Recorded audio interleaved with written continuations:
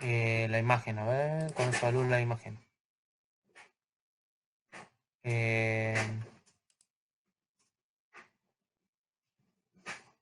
Está bien poner fx. Sí, sí, sí. Está bien. Tendría que dar el resultado de eso. Yo quería constatar el error 276, misión operador, coma o semicolon. Eh, bueno, sí debe tener algún operador en realidad. Generalmente cuando salta ese error es que falta alguna suma, alguna resta, multiplicación, alguno de esos. Si querés compartir pantalla, lo vemos entre los dos para ver cuál es el error. Sí, Luciana, está bien. El FXS tendría que dar el resultado de la imagen. Si tenés dudas, acordate que vos podés poner entre medio o sea, en medio de líneas, podés poner un disp para ir mostrando el resultado. Es buen método para encontrar errores ese, porque vos vas viendo cómo funciona internamente y bueno, podés encontrar fácilmente los errores. Claro, vos, qué sé yo, por ejemplo, claro, decía que para encontrar errores, un buen método es ir poniendo disp entre líneas. Es decir, yo, por ejemplo, vos pusiste f de 0 igual a f de x. Si no estás segura, perdón, del que esté bien el resultado, inmediatamente después poner un disp f de 0. Entonces te va a mostrar el resultado de f0 cuando lo ejecutas. Perdón, tengo una perrita acá. Así que, no en la consola, en el mismo programa. O sea, a ver, ejemplo, ¿no? Si mal no recuerdo, vos pusiste F0 y, a ver, lo voy a poner acá un segundito, lo voy a poner acá en el chat. F0 igual a f de x, seguramente va a salir ahí con... Sí. Y después pusiste, bueno, la cuenta, que era x igual a x. No, tenías que calcular la derivada. Entonces pusiste F1 igual a, bueno, vamos a poner ahí 12 puntos. Bien, entonces lo que yo te estoy diciendo es, pones F0 igual a f de x, después mostrás el resultado, F0, si no estás segura de que lo que te está dando así como resultado, y después recién ahí el programa en el medio perdón, después del cálculo de la derivada. O sea, fíjate que le agregué una línea ahí entre medio que mostrar el disp F0, entonces vos cuando lo ejecutás podés ver en consola el resultado. Y va siguiendo el programa así. Para aquellos que tienen errores en el medio, si alguno tiene alguna duda, vaya agregando con... Sí, bueno, lo hice justo en una de las explicaciones hace. Creo que estaba justo en uno de los videos.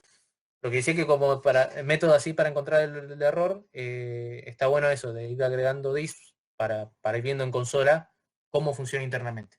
¿Sí? Y eso para ver, para aprender ustedes cómo funciona cada función, está bueno también. O sea, no solamente para encontrar errores, sino para entender mejor el programa. Está bueno. Así que nada, eso. Si tienen... No, eh, cualquier duda que tengan sobre el funcionamiento, agreguen ahí los ifs y van a ir viendo cosas. Facundo, ¿querés ver ahí el tema del error ese? Dale, ahí comparto pantalla. Perfecto. Dale.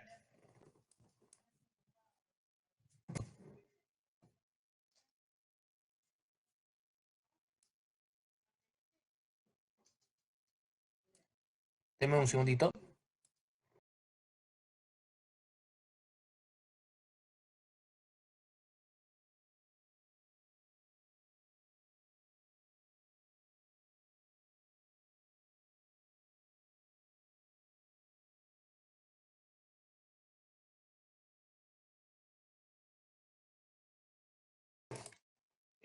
Perdón, tuve que levantarme un segundo. ¿Se veía bien ahí la imagen? Ahora se... A ver, ahí pongo nuevo. Acá.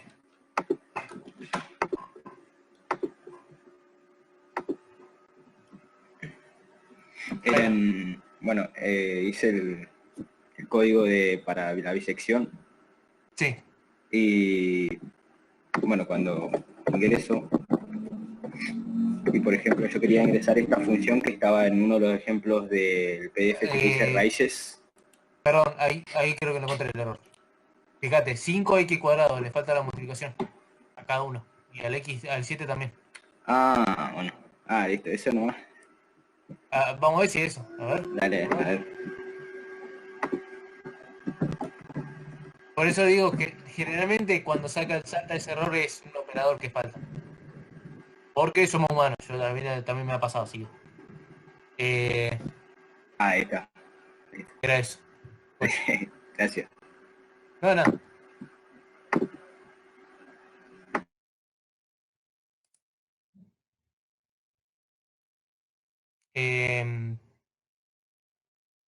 Sí. A ver.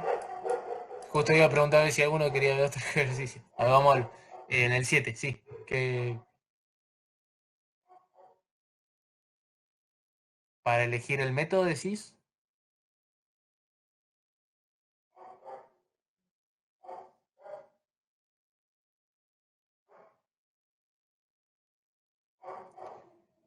Cuando tenemos una. Cuando tenemos una raíz múltiple, ya sea doble o triple, cuando se cruzan dos, ¿qué tengo en cuenta? Cuando la graficás, eh, bueno, primero que todo, siempre arrancás por el gráfico, eso es seguro.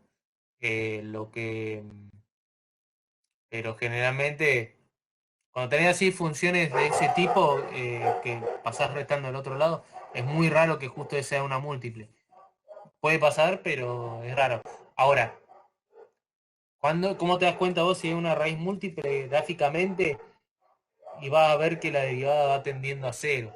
Pero hay algunas funciones que, por ejemplo, había uno de los ejemplos que tenía una aparente función doble y resulta que eran dos raíces. O sea, había que acercarse tanto al gráfico que era irreconocible a simple vista, que no era una función, que no era una raíz doble. Ahora, en el caso de estas funciones, vos cuando grafiques te vas a dar cuenta si es una raíz doble o no. Si mal no recuerdo, creo que ninguna de ellas tenía una raíz doble. Puede estar equivocado, capaz que cambiaste año alguna de las funciones, pero te vas a dar cuenta cuando la derivada se hace cero en el punto tendiendo a la raíz. ¿Sí? O sea, x² y el x² son dos ejemplos típicos de raíces múltiples. ¿Sí? Cuando tienen esa forma que la derivada se está haciendo cero en donde está la raíz, ahí tenés raíz doble. No creo que haya alguna de esas funciones con ese comportamiento ahí, ejercicio. Pero bueno, graficalos y te vas a dar cuenta. ¿Sí? El primer ejercicio, uno, por ejemplo, se cruzan en dos puntos. Puedo usar Newton-Raphson. Sí, sí, sí. A ver, si no ves algo así que te impida usarlo, que por ejemplo, tendría que usarlo dos veces. Claro, sí, podría usarlo dos veces, pero por ejemplo, claro, tranquilamente podés derivarla de esa función, no vas a tener problema inconveniente en derivarla. No creo que, a ver, claro, a ver, vos tenés esas dos funciones y tenés esos dos cruces. ¿Graficaste la resta de esas dos funciones? A ver qué te daba.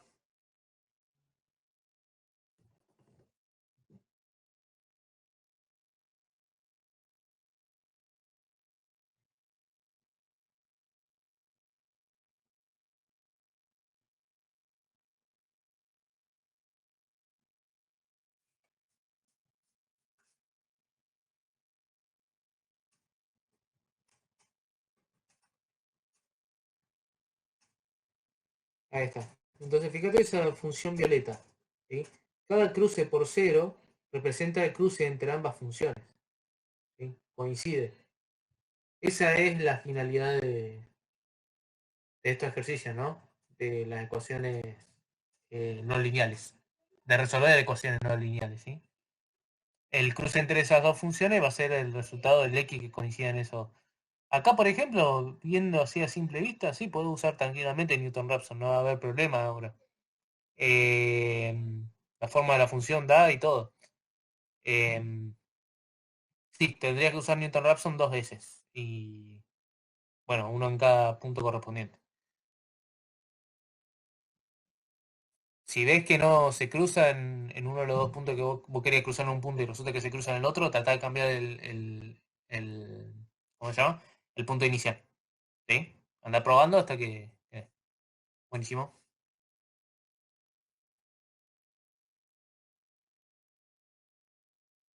Dale, intentalo y avísame qué resultado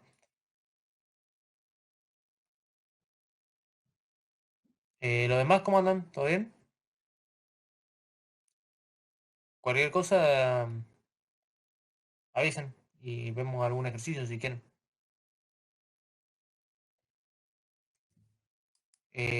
La impongo. ¿Cómo la impongo? O sea, poner la función despejada, decís, la función igualada a cero.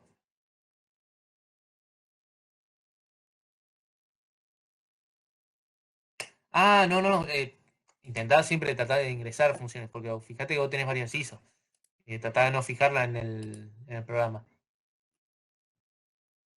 Bien, vale la aclaración. Fíjense al lado del ejercicio 7 para raíces cercanas a cero, que hay una corrección ahí en el cálculo del error, ¿sí? No sé si la están viendo. Dice, para hacer raíces cercanas a cero se le agrega un if ahí al cálculo.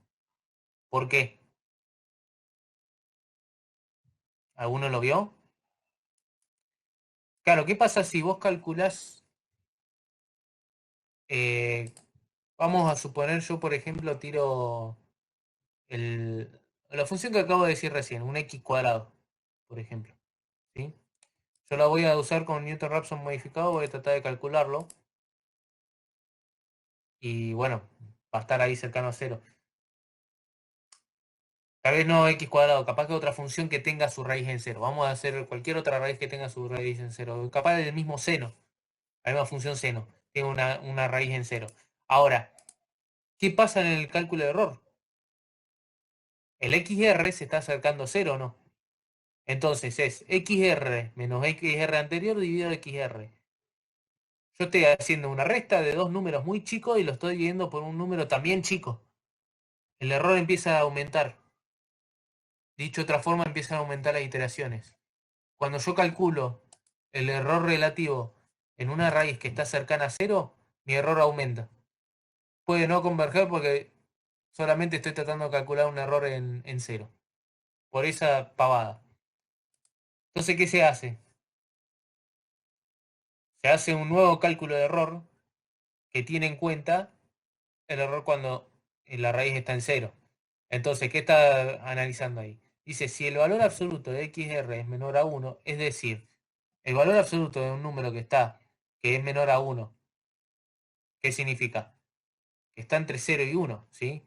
Ya sea 0,2 o menos 0,2, ¿sí? O sea, va a ser un valor entre cero y uno, punto. No me interesa si es positivo o negativo, pero lo que sí estoy analizando es que está entre cero y uno, ¿sí? Porque el valor absoluto de un número no va a ser negativo, o sea, no hay un absoluto negativo. Entonces, ya con decir que el valor absoluto de XR es menor a uno, estoy diciendo que está entre cero y uno, nada más. Entonces, ¿para qué lo hago? Si se llega a cumplir que el valor absoluto de XR es menor a uno, es decir, en una array que está entre cero y uno, solamente calculo el error absoluto, no el relativo. El absoluto, calculo XR menos XR anterior. Para un error, para algo que está muy cercano a cero, el error absoluto se va acercando bastante al relativo. En realidad es insignificante el error entre ambos. No va a ser necesario calcular el relativo. Con la calcular absoluto basta. Así que, si un error, si una raíz cercana a cero, calculamos el error absoluto, nada más. Y si no, el error relativo como siempre. ¿Se entendió? O más o menos.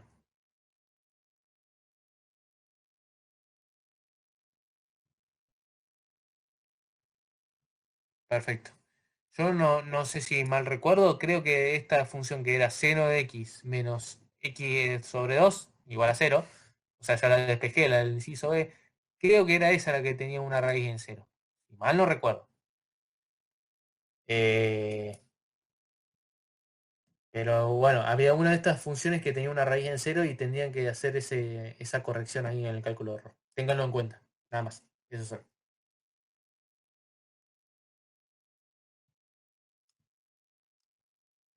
Bien. Em, bueno, si quieren ir haciendo algún ejercicio y después lo vemos entre todos, o si quieren vamos a ver entre todos algún ejercicio, como quieran.